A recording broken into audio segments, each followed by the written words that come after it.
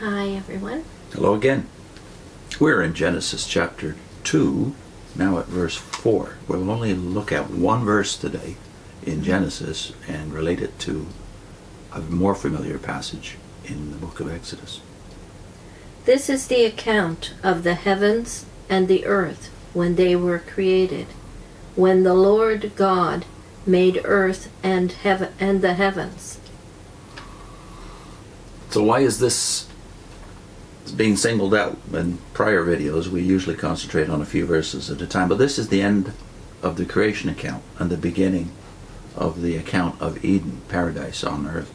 And there's a transition now from God to the name actually being used for the first time. The Tetragrammaton is in verse 4. Yeah. So where it says, when the Lord God made the earth, Lord is in all caps in my new NIV here. And wherever you see that in translations, if it's all caps, it's replacing the Tetragrammaton. Yeah, and of course for a Jehovah's Witness that looks like unfaithfulness to the Bible account, but we don't realize that no, the Bible of the early Christians had the word Lord in there. They had the Septuagint Bible, and the word Lord would appear where in our New World Translation the name is Jehovah. Mm-hmm. But you've got both here. In the Hebrew you've got Yahweh Elohim. We made the point that Elohim occurs 35 consecutive times by itself in the creation account. Yeah. And now this is the transition verse. Yeah. And from now on in chapter 2 and 3 you'll see Yahweh Elohim together, except where the serpent and Eve are talking.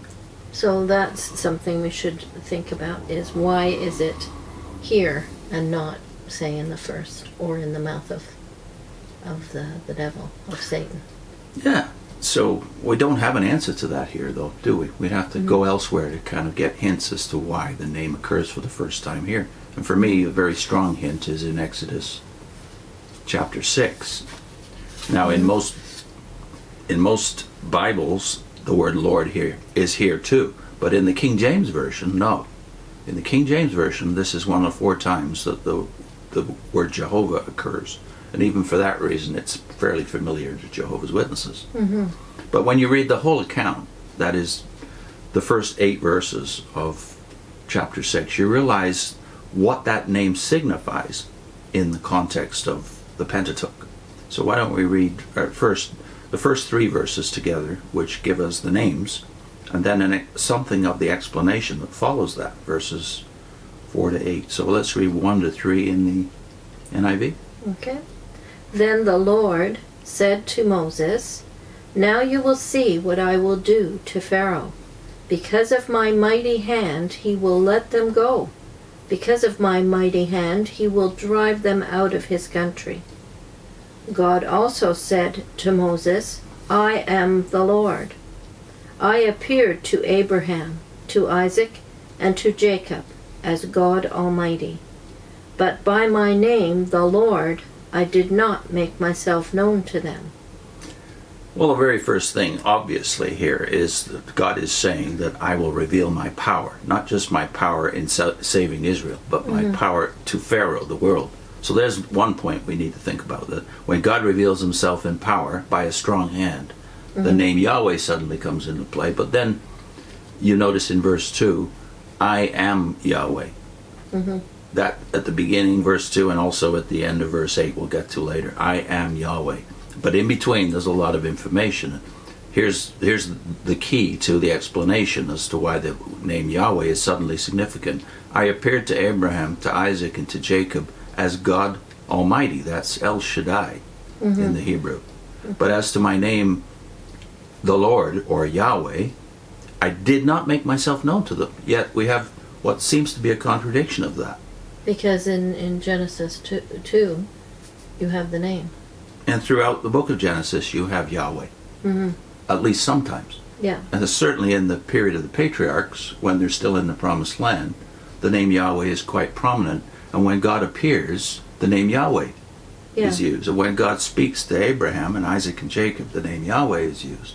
Mm-hmm. But now we have what appears to be a contradiction, that he made himself known as God Almighty, which means what El Shaddai means in Hebrew, God The Creator? Or- God Almighty, we translate it, but Elohim has that connotation. So what's the peculiar connotation of El Shaddai? Seems to be all sufficient. In other words, I am sufficient for your needs. Mm. But now he's revealing himself in a new way, because he plainly says, I didn't make myself known to them by my name Yahweh. So what could that conceivably mean?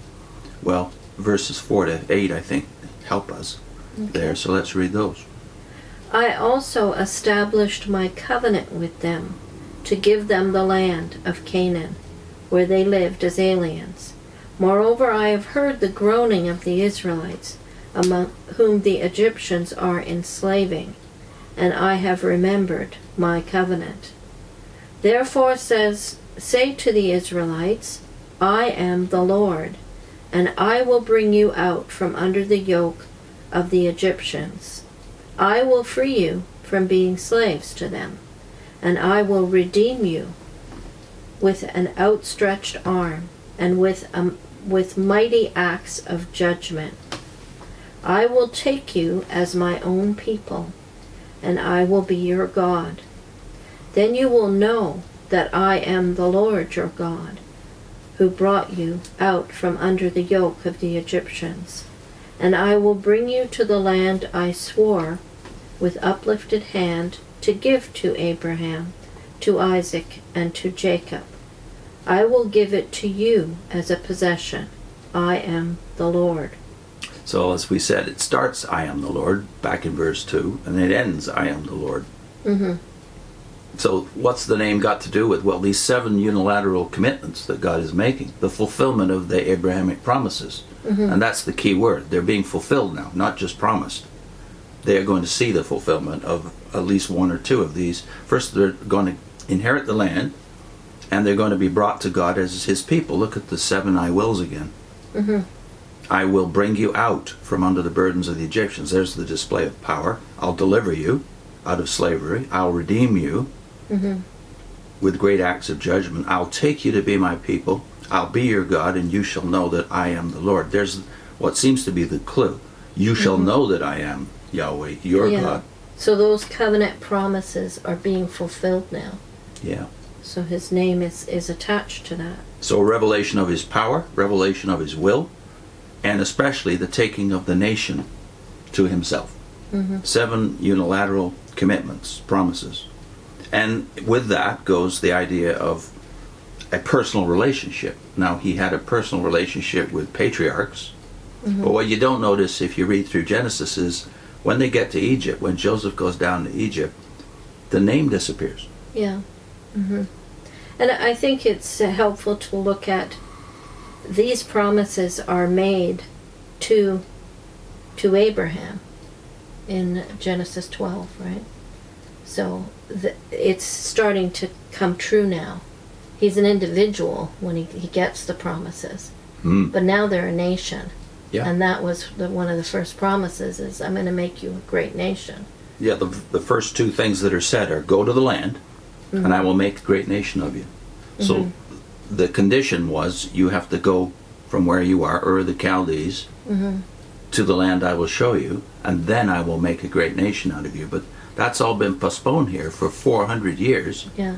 And the promises, therefore, have been in abeyance for all that time, which has something to do with the name Yahweh. So Yahweh is linked to the land and also to the fulfillment of these promises, which now might be a clue as to why the name occurs for the first time in Genesis chapter 2. Because God is entering into a personal relationship with the first 2 human beings. Yeah. He's there, Yeah. talking with them. And I think when you said it kind of fades when Israel is in Egypt, it's because it's the difference between knowing a person, like knowing your grandfather in person, or just hearing about him. You know, if he's living somewhere else. Or knowing your wife will be a good Genesis connection. Yeah. No. So it's that personal attachment. It's more than just familiarity with the name of the person, Yeah. but a real intimacy with that person. God gives us a good connection, I think, between the Genesis account and here, where God enters into a new phase of his relationship with these people. Here's what the three of the great commentators say on this passage, this verse. And they are John Skinner, W.H. Green, and Henricus Renckens. So I'll read the first two. Skinner says, Yahweh, the proper name of the God of Israel, and in fact the name par excellence for the true God. And his book was The Divine Names in Genesis. And then Green's book, The Unity of the Book of Genesis, says, when God is spoken of in those general aspects of his being in which he is related alike to the whole world and to all mankind, for example in creation and providence, Elohim is the proper word. But when he is spoken of in his special relation to the chosen race as the God of revelation and of redemption, and the object of their worship, Jehovah is the appropriate term. And Henricus Renckens says in the book, Israel's Concept of the Beginning, Elohim is the general Semitic word for the Godhead. It is the name of a class by means of which man can refer to everything that he looks upon as possessing divine characteristics. Where this expression is used in Scripture for the one true God, the emphasis is on his universality. Elohim is the God of nature, of the human race, of the world, and he is therefore also, as in Genesis 1, the creator. The emphasis lying behind the name Yahweh, on the other hand, is quite different. Yahweh is a proper name, the name of a particular individual, therefore. He is, in fact, the specific national God of Israel, the God of positive revelation and the history of salvation.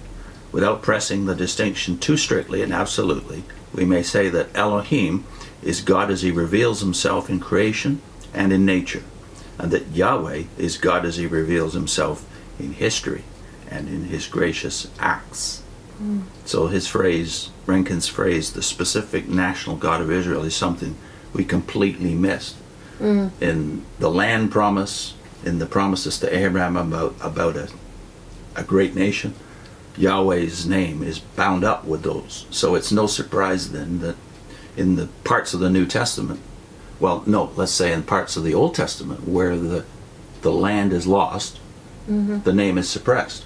Yeah. As so in the books of Esther and Daniel. I like the last line in his quote too, that Yahweh is God as he reveals himself in history and in his gracious acts.